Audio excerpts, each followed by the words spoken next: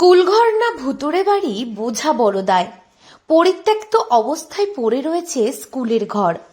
এই স্কুলের ঘর একটা সময় কচিকাঁচাদের কোলাহলে মত্ত থাকত, কিন্তু সেসব আজ অতীত।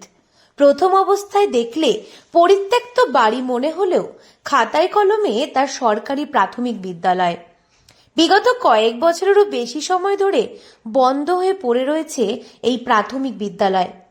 দরজা ভেঙে উন্মুক্ত অবস্থায় দাঁড়িয়ে আছে, এমনকি জানালা দরজা খুলে নিয়ে গেছে চোরে। এই ছবি উঠে আসছে বালুরঘাটের 24 নম্বর ওয়ার্ডের নয়াপাড়া সুকান্ত আদিবাসী স্কুলে। প্রাইমারি স্কুল ছিল, আর এখন তো স্কুল বন্ধ হয়ে গেছে। দুজন মাস্টার ছিল, সেই মাস্টার সব চলে গেছে। তারপর থেকে স্কুল বন্ধ হয়ে পরিষ্কার পরিচ্ছন্নতা একদম নাই। অনেক নোংরা, এখানে বহুত লোকজন আসে, খারাপ ছেলেবেলে মদ টদ খায় দেয়, অনেক টাইমে শুয়ে থাকে, এই করে চারিদিকে ঘেরা নাই, কিচ্ছু নাই। পরিষ্কার পরিচ্ছন্ন থাকলে ভালো হতো, আর এটা স্কুল হলে খুবই ভালো হতো। বাচ্চা কাচ্চা কোথায় যাবে? আমাদের বাড়ি 4-5টা বাচ্চা কাচ্চা, গোটা পাড়ার বাচ্চা কাচ্চা সব অনেক দূরে যায় স্কুলে। এখানে স্কুল হলে ভালো হতো। একটাই মাত্র ঘর, আর সেখানেই একসময় স্কুল চলেছে, কিন্তু একের পর এক শিক্ষক অবসর গ্রহণ করেছেন।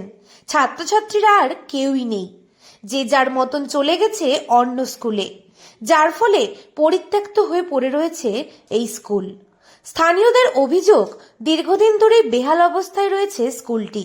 সিলিংয়ের চাঙড় খসে পড়ছে, দরজা জানালাও ভেঙে পড়তে শুরু করেছে। সন্ধে নামলেই পরিত্যক্ত ঘরে সমাজ বিরোধীদের আড্ডা। এমনকি স্কুলের চারপাশে থাকা জায়গা বেহাত হয়ে যাচ্ছে দিনের পর দিন। আগে থেকে দেখে আসছি প্রাইমারি স্কুল ছিল, তারপর মাস্টাররা এখন রিটায়ার হয়ে গেল, কেউ মারা গেল, তারপর তো স্কুলটা এইভাবেই পড়ে আছে। ছাত্রছাত্রীরা এখন অন্য স্কুলে যায়, সেখান থেকে ধরলাম যে প্রায় মাইল খানিকই হবে ধরতে গেলে, যাতে এটা পৌরসভা। হ্যাঁ, আমাদের এখানকার বাচ্চা কাচ্চাদের একটু লেখাপড়ার সুবিধা হবে, হ্যাঁ সবারই সুবিধা হবে কাছেই স্কুল থাকলে। আর স্কুলটা দুই সাইডে দুটো রাস্তা পড়ে গেছে, তার মধ্যে এখানে শৌচালয় হয়েছে, হ্যাঁ তাহলে তো জমি কমবেই। চাচ্ছি যে স্কুলটা পুনরায় আবার চালু হোক, হলে তো ভালো হয়। জানা গেছে সেখানকার পড়ুয়াদের কিছুটা দূরে অবস্থিত প্রাথমিক বিদ্যালয়ে পাঠিয়ে পড়াশোনা চালিয়ে যেতে হচ্ছে। স্থানীয়দের দাবি, দ্রুত স্কুলের জায়গা বেদখল হওয়ার হাত থেকে বাঁচাক প্রশাসন, পরিষ্কার পরিচ্ছন্নতা ফিরিয়ে আনুক এলাকার। কারণ ভাঙাচোরা এই ঘরে সমাজবিরোধী ও নেশাখোরদের যাতায়াত বাড়ছে প্রতিনিয়ত। জেলা প্রাথমিক স্কুল শিক্ষা সংসদের সূত্রের খবর, স্কুল পরিসরে কমিউনিটি শৌচাগার তৈরি করার কোনো রকম অনুমতি নেওয়া হয়নি। কি করে স্কুলের মধ্যে এই ধরনের কমিউনিটি শৌচাগার তৈরি হলো তা নিয়েও সন্দেহ প্রকাশ করেছেন আধিকারিকরা।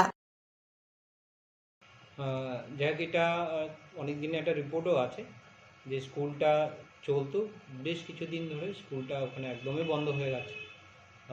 যারা শিক্ষক মহাশয়রা যারা ছিলেন অনেকেই রিটায়ার করেছেন, কিন্তু সেই জায়গাটা আমরা চেষ্টা করছি সেখানে যদি আবার স্কুলটাকে পুনরায় চালু করা যায়, চেষ্টা করছে সেটা। এবং এখানে যিনি সদর সার্কেলের মধ্যে পড়ে আমার স্কুলটা, আমি এসআইয়ের সঙ্গে কথা বলে যদি আমরা স্কুলটা চালাতে পারি অবশ্যই খুব ভালো হবে সেখানকার স্থানীয় বাসিন্দাদের জন্য। এবং আরেকটা যেটা বললেন যে জায়গা যেটা বেদখল হচ্ছে, সেটাকেও আমরা দেখব, কতগুলো স্কুলের নামে জায়গাগুলো আছে সেটাকেও আমরা দেখে যদি রিকভার করা যায় জায়গাগুলো। স্থানীয় বাসিন্দারা চাইছেন খুব শীঘ্রই স্কুলটি চালু হোক। পুনরায় স্কুলটি চালু হলে স্থানীয় ছাত্রছাত্রীরা অনেকটাই সুবিধা পাবে। এর ফলে স্থানীয় ছাত্রছাত্রীদের দূরে স্কুলে যেতে হবে না। তবে এই স্কুলটির হাল কবে ফিরবে তা নিয়ে উদ্বিগ্ন স্থানীয়রা।